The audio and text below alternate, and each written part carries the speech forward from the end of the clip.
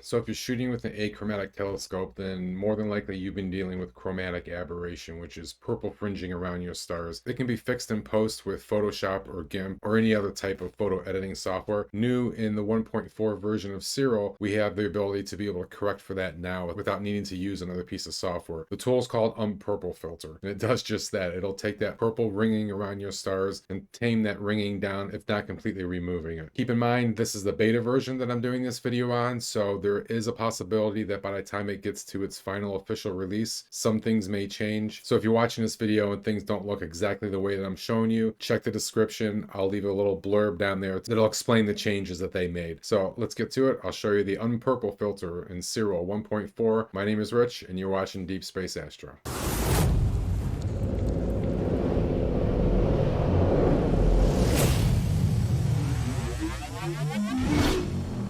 All right, so the Unpurple filter will help you reduce the effect of the purple fringing that you see around the stars here in this image. This is data that a friend of mine has given to me. Back in the day, he owned the Celestron 102 GT, I believe is what it was, an achromatic telescope. And with any achromatic telescope, you will always have this chromatic aberration issue where you'll see the purple fringing around your stars. So that's what this filter is intended to, is to help you tame down, if not completely eliminate, the purple fringing, and relatively easy. You don't have to do it in post in Photoshop or GIMP anymore. And it does that by applying a luminance mask to the blue channel that is based on the green channel. Then it allows you to reduce the blue channel intensity to remove the purple ringing around the stars. There's two modes when we do this, and very important. I mean, you can try doing this on linear data, but for the documentation, this filter is designed to be used on non-linear images. So immediately after you do your stretch, regardless of the tool that you use to stretch, is when you want to run the Unpurple filter. There are two modes for the Unpurple filter, and if we open it up, we'll come up here into image processing and then filters, and down here on the bottom, Unpurple filter. There's two modes. There's a global mode and then there's a star mask mode.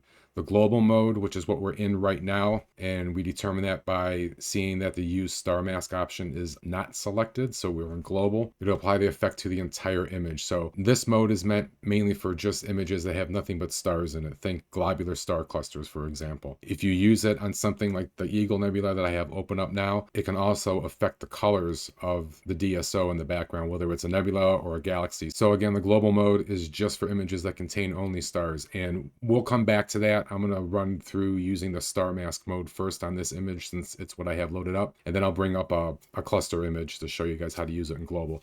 But so this is our second mode, right? Our star mask mode. There's a couple different ways of doing this. You can use star mask and just give it a few seconds for it to generate. You can see over on the console it's saying it's creating a binary star mask. Once it creates the star mask for you, now any adjustments that you make with the blue adjustment or the threshold will only be affected on the stars. It won't touch the nebula in the background here. So the first thing you do after enabling it is take your blue adjustment and slide it all the way over to the left.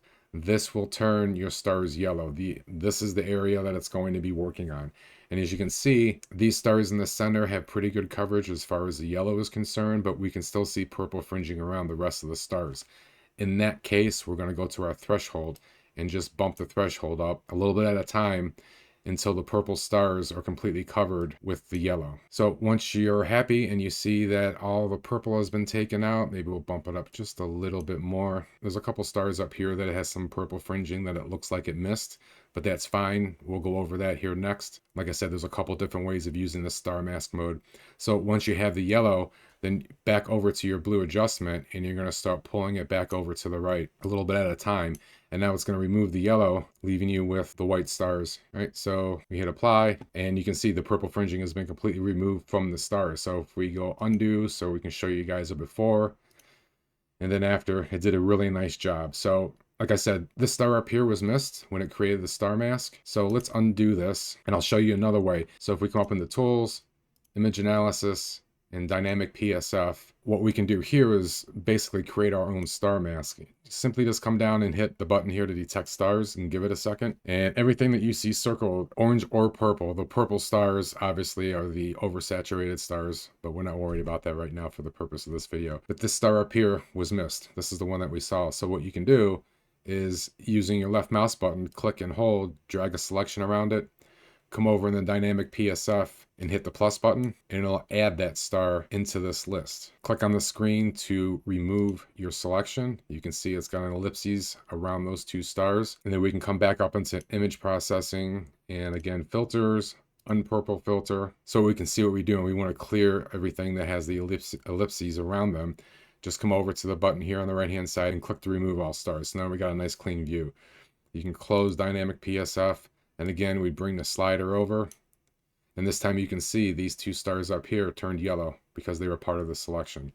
So it's the same process as last time. We would adjust our threshold until everything is yellow, we don't see any more of the purple fringing, and then make our blue adjustment to bring everything back down into the white area that we need. So once again, I'm going to undo it. Another way that you can do this, if your computer, for example, isn't fast enough to process this and you find that you're waiting, multiple seconds every time you adjust your sliders, what you can do is using your left mouse button, click and drag, just select a smaller area of the image, right click and come over here to region of interest, and then set region of interest to selection. So now if I was to come back up into image processing and filters, back into Unpurple Filter, we'll be greeted with a message telling us that the Unpurple Filter does support region of interest selections. So that's good. We'll click OK. And now any adjustments I make are just going to be within this region of interest. So the processing will happen as you're previewing it a lot quicker for you.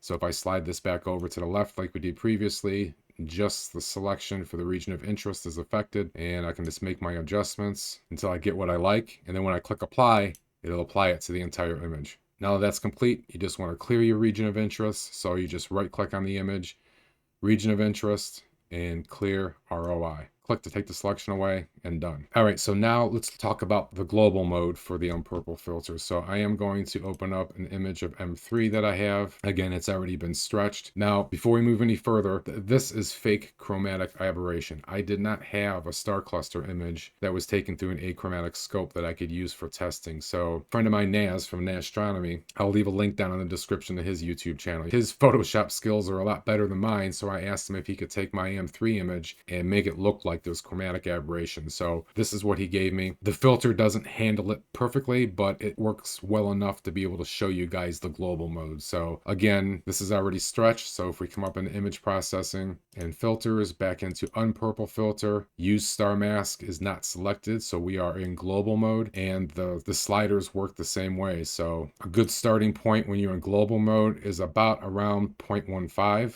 Obviously that's going to vary, but it's probably a nice area to start. The yellow that we're seeing here is, again, we tried to fake it so we have something to show with the filter. So, but if I take the threshold and start moving it over, I can kind of tame that down a little bit, back and forth. And then with the blue, just little increments, right? We don't want blue. We also don't want to be left with the yellow. Like I said, pay attention to the outer stars in this image. We're not worried about the center because this was a Photoshop job. That's looking close, but you get the idea. It's affecting the whole image, right? It's picking up everything across the screen. So if we untick preview, that's what we had. Look down around in here and tick it again. And so we were able to remove some of the Photoshopped chromatic aberration a little bit with this example. And there's nothing wrong with using a star mask either. If the image just contains stars or a globular cluster like this. Now, I just wanted to explain the differences between the two. You only want to use the global mode if there's no galaxies or nebula in your image. If there are, then you want to turn on the star mask mode, let it generate one by itself, or use the dynamic PSF to dial it in yourself. Pretty versatile tool, right? Like I said before, you don't need to take it outside of Siril to fix the ringing around your stars. So I hope you guys found that useful. Before you go, I just want to say thank you to all my members here on YouTube and on Buy Me a Coffee. Appreciate everybody's support. If you're not already a subscriber, hit that subscribe button, click the notification bell so you never miss one of my videos. Appreciate everybody's time. We'll see you on the next one, in clear skies.